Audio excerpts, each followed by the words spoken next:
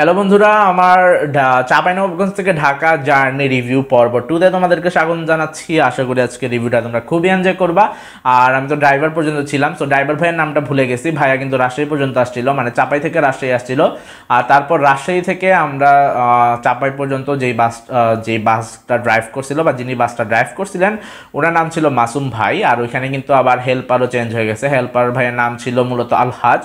So ওইখান থেকে আমাদের জার্নিটা শুরু। যাক, আলহামদুলিল্লাহ জার্নিটা করে খুবই ভালো লাগছে। যাই হোক, ওনাদের ব্যবহার ভাই মাশাল্লাহ খুবই ভালো ছিল। হারুন ভাই তো এক সময় কথা বলতে বলতে আমাকে জিজ্ঞাসা করলো, ভাই আপনার এসএসসি বেচ কত? পরে বললাম 2018। পরে বলে উনারও 2018। তখন দেখলাম আমরা দুইজন ব্যাচমেট বা ফ্রেন্ড হয়ে যাই। সো খুবই ভালো লাগছিল সেদিন। যাই হোক, আর আমার কিন্তু একটা উত্তেজনা ছিল বা অ্যাডভেঞ্চার ছিল যে আমি যমুনা ব্রিজ সকালবেলা দেখবো, কারণ আমার লাইফে ভাই আমি যমুনা ব্রিজ কখনোই সকালবেলা দেখি নাই। সো ওই দিনে আমার ফার্স্ট টাইম ছিল যমুনা ব্রিজ সকালবেলা দেখবো, এটাই।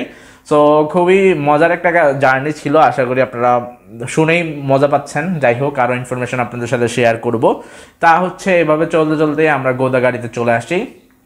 গোদাগাড়িতে অনেক কাউন্টার থাকে, তারপর গোদাগাড়ি ক্রস করে আরও কিছু কিছু জায়গায় চাপাই থেকে রাজশাহী আসার পর্যন্ত প্রায় 5-6টা কাউন্টার ছিল। সো যেহেতু মানুষ নাই বাসে, কাউন্টার তো ধরতেই হবে। সো কাউন্টার ধরতে ধরতে ধরতে ধরতে ওনারা আসছিল।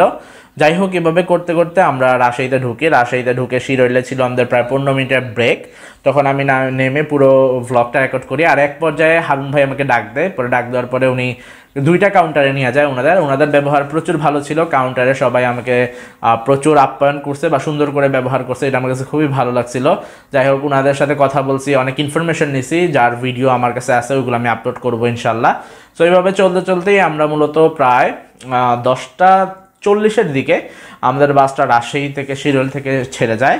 আর শিরোল থেকে ছেড়েই কিন্তু আমরা মূলত চলে যাই বানেশ্বরের যে রোড ওইদিকে। তারপর আমরা এক এক করে আমাদের ড্রাইভার ভাই যিনি আগে ছিলেন উনি নেমে যায় রুয়েটের সামনে।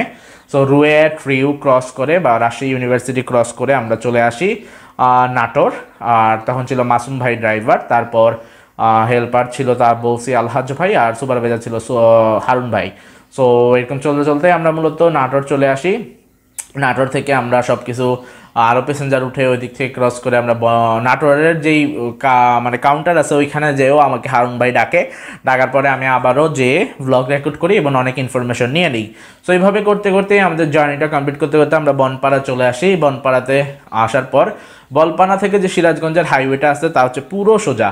সো এই হাইওয়ে ধরে আমরা চলতে থাকি। এক পর্যায়ে আমাদের হোটেল ব্রেক আছে, আর হোটেল ব্রেকের কাহিনীটা আমরা পরবর্তী আপনাদের সাথে শেয়ার করব।